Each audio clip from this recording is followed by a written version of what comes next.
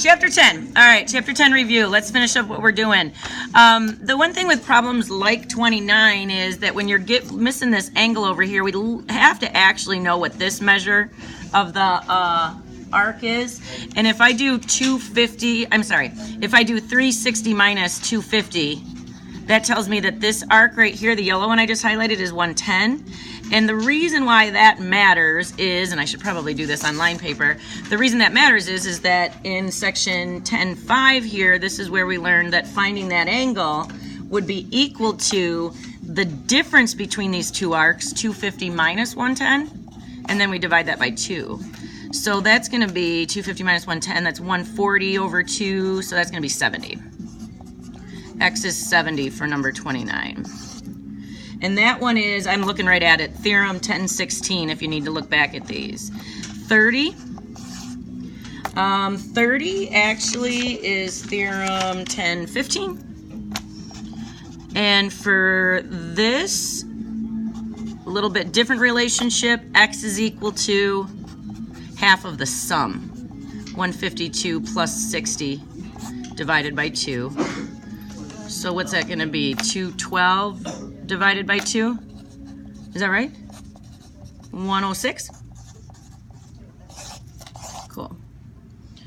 Now in 31, we're looking at, again, this is another, 31's another Theorem 1016. We know the angle. We know the angle. That's going to be equal to half the difference between the arcs, and it's the arc that has the X measure. Bless you. Half the difference between the arcs. Now I just want to set up, you guys. Somebody had mentioned this in another class. When the your chords or your secants or your tangents, when you're on the inside, you're adding and taking half of it. When you're on the going outside the circle, when you're on the inside of the circle, you're adding these together and taking half. When you're going outside, you have to subtract. Somebody said that. So if I'm inside, I always have to add and divide by 2. But if anything goes on the outside, I have to subtract and divide by 2, and that's true. Now on 31 here, to get this divide by 2 out of here, I'm going to multiply both sides by 2 and find out then that 80 degrees is equal to 96 minus X. When I take 96 away from both sides, it looks a little weird with the negatives, but I'm recognizing that on the right-hand side I have a negative X. If the opposite of X is negative 16 degrees, then X is positive 16. It's like dividing by -1 right here to get that negative sign out of there. And again, those, and I'll have those rules up for you during your test. Number 32 takes in a couple different things. I'm going to put my paper down in front of you for this one. 32, I've got plenty of room here. If this angle right here is 120 degrees, then I know that this arc is double. And I'd have to look back. 120 times 2 is going to tell me that arc XYZ is 240 degrees. Which theorem was that one? 1014. There was a lot going on in that section 10.5. It took us a couple days, I think, to get through everything. Times 2 to go out. If I've got 120 in here, I multiply by 2, and that'll give me the arc out here. I literally just said 360 minus 120. Okay. 360 minus 120 would work. All right, number 33. So now we're going into section 10.6. Now we're going into section 10.6. Okay, it's not just me getting hot. The air conditioning just went on. It's okay. I'm gonna act like that little conversation we had before this didn't happen. First hour, yeah. 33. Okay, so these were outside part times whole. Outside part times whole. You set them equal to each other. 4 times the whole thing. 4 plus 6. That's going to be 4 times 10 equals X times the whole thing. X plus 3. Now, 40 on the left-hand side. And again, outside part times the whole. We color-coded these like crazy. When I'm here, I'm looking like, ooh, there's not anything I can undo. So this one's going to take me into my calculator. Let me take 40 away and set this equal to 0. We've got a quadratic here and we can't undo anything. So when we can't undo anything else, we go plug this into y equals. If you've done it, I'm guessing you guys didn't because this was homework unless you did it in class. So we go into our y equals in our calculator and we're looking for what are the x values when y equals 0. And getting this one in, x squared plus 3x minus 40. I'm gonna look at the graph first. There's a negative one I see. Okay, so I'm looking at, it seems as if I've got my zeros, or when y is 0 along the x-axis, it's hitting at 1, 2, 3, 4. It looks like my solution's probably 5 and negative something. I'm gonna go look at the table. The negative doesn't matter. Okay, yeah, there it is, right there. When y is 0, x is negative 8. That one doesn't matter. Let's go see if we've got it at 5 as well. You got it, yep. So when y is 0, x is also 5. So what are x values when y is 0? X is negative 8 and x is 5. This is the only one that makes sense for a geometric problem with a measurement. The only one that makes sense. Going on to number 34. For problem 34, I'm looking at theorem 1018. And this is, we're on the inside. It's just products. So all of our theorems act a little bit different from inside the circle to stuff outside. This one's gonna be, let's see, 6 minus x times 2x. I wanna write it this way so it appears 6 minus x times 2x. There we go. Because then that's something we can see that we can distribute. And then I've got x times x plus 3. When I'm gonna distribute these, I'll see if I can start, let's see here, 12x minus 2x squared equals x squared plus 3x. Let's see what happens with this one. Yeah, I think I'm gonna be in a position. Let me add these 2x squareds to the other side and let's see what's going on. Yeah, I don't think I'm gonna get rid of anything. 12x equals 3x squared plus 3x. I'm not gonna be able to get rid of anything. Let me take 12x's away. I'm gonna go set this to equal to 0 now and go right back to my calculator. 0 equals 3x squared, let's see, minus 9x. So I'm gonna go replace this with y equals. And just like in our last problem, what are x values when y is 0? What are the x values when y is 0? Good review for you guys going into Algebra 2 next year. So 3 times x to the second power, 3x squared minus 9x. Getting it in my y equals, when I look at a graph, it looks like 0 and what, 3? 0 and 3, I go to my table. When y is 0, x is 3. When y is 0, x is 0, yeah. So x equals 0 and x equals 3. But what makes sense in a geometric problem is the x equals 3 answer. This graph, and again, you guys might want to just draw a little axis on your paper just to remind yourself like where we're getting this idea. That's 0, there's my 3. That's what that's all about. 35. 35 is one of our 10-6 theorems. That one's 1020. Problem 35 is theorem 1020. And for theorem 1020, that's when we take the, wasn't it brown? The outside loaner part. Take the outside loaner part, 12, and square it. Set it equal to outside times whole thing. So that's going to be 8 times x plus 8. Loaner part squared, 144. Distribute your 8. 8x plus 64. 144 minus 64 is going to give me 80.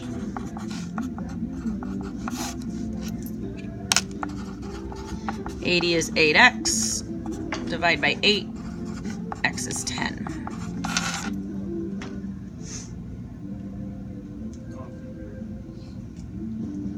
Say it again. That was easier, yeah. And you just got to see what happens. Once you set the equation up, you got to see what happens. If you can't get rid of that x squared, you just go to your calculator.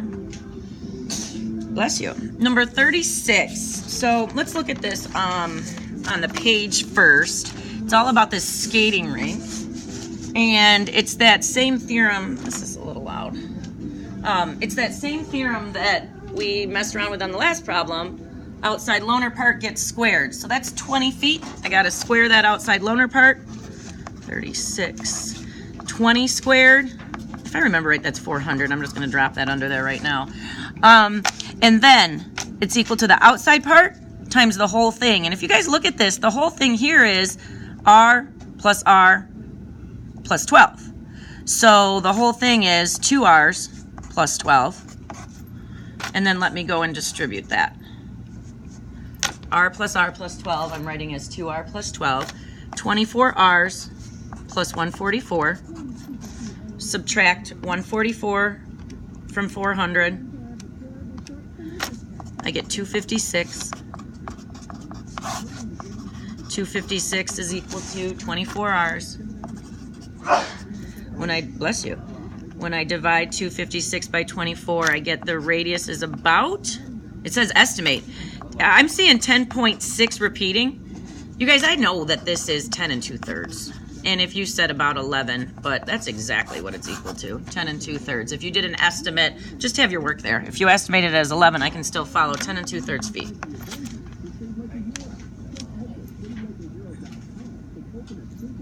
All right, 37. What do we got left here? Ooh, circles. Fantastic. Circles. What? That's funny? Come on, man. I love them. 37. So circle equations. Do they have it up here? Nope.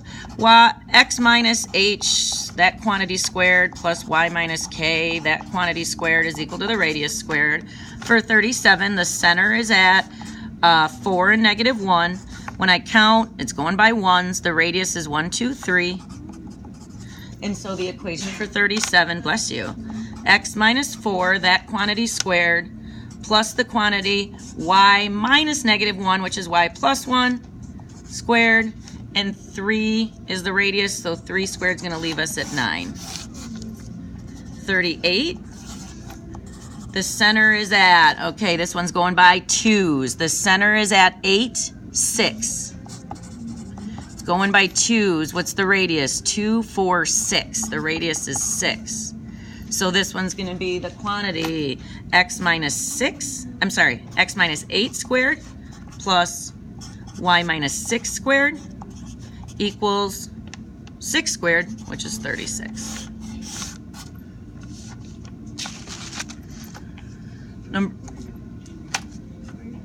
All we're doing is putting in the equation. Write the standard equation of the circle. That's it.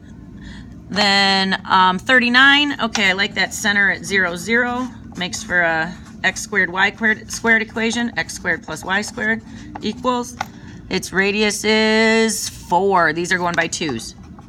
So x squared plus y squared equals 16. 4 squared. What happened to the zeros? They went away. We don't have to write them. Oh, I'm going to knock these out quick like. Write the standard equation of the circle. Same place. 40. Wow. Easy money. All right, I'm putting this off to the side. Rapid fire circle equations. You ready? 40. X squared plus y squared equals 81. 41. X plus 5. That's x minus -5. Plus the quantity y minus 2 equals 1.3 to the second power. 1.3 squared is 1.69. Oops, I forgot my square there. That's 1.3 to the second where I got that. 42. Center is at 6 and 21. X minus 6, that quantity squared, plus the quantity y minus 21. That quantity squared equals 4 squared, which is 16. 43. Center's at -3, 2. X minus -3 is x plus 3. Plus y minus 2. Square that. And then the radius is 16, and 16 squared is 256. Number 44. Center's at 10 and 7. X minus 10, the quantity squared, plus y minus 7. That quantity squared equals 3.5 to the second power, and that's 12 1/4. Make sure that you're finishing, if you have it as 3.5 to the second or you have 16 to the second, write the equation with that number squared at the end. Somebody asked me about that in a class. I don't remember if it was this one or not. 45's got a center at 0, 0. X squared plus y squared equals, and then that radius is 5.2. Take 5.2 to the second power, 27.04. Now 46, we have a point on the circle and we know the center. This one takes the distance formula to get the radius. In 46, the center is sitting at, where did I go? Center's at -7 and 6. And then they tell me that a point on the circle is -7 and 1. And the radius is going to be the distance between these. How far apart's -7 and 7? Yeah, it's not. How far apart 6 and 1? That's 5. The radius is going to be equal to 0 squared. I'm just putting it there because this is how we do distance formula. I think the radius is going to be 20. The radius is going to be 5. That was my center. There's my radius. My center at -6, x minus -7, 6. X minus -7 is going to give me an x plus 7 squared, plus the quantity y minus 6 squared equals 5 squared, 25. And then we skipped over 47 because that takes factoring, and I'm going to let your Algebra 2 teacher teach you how to factor. I'll help you when you're doing it. Prove or disprove that the point is the point for -3 on the line, or I'm sorry, on the circle who's centered at the origin. Oh, this one's interesting. So they say it's centered at the origin, 0, 0, and it goes on and says it contains the point -5, 0. So we don't know the radius until we find that difference. 0, 0, -5, 0. Any ideas on the radius, you guys? How far away from the center is, yeah. The radius of this must be 5. If this circle is centered at 0, 0, and this -5, 0 is there, that radius has got to be 5. And your distance formula would work that all out too. X squared plus y squared equals 25. Oh, no. Okay, so that's the equation. Now, the question is this. Is this point on that circle? Is 4 -3 on it? So I'm going to go put in 4 for x. Is 4 squared plus -3 squared 25? Yeah, it is. That's 16 and 9. So is that point on the circle? Sure is.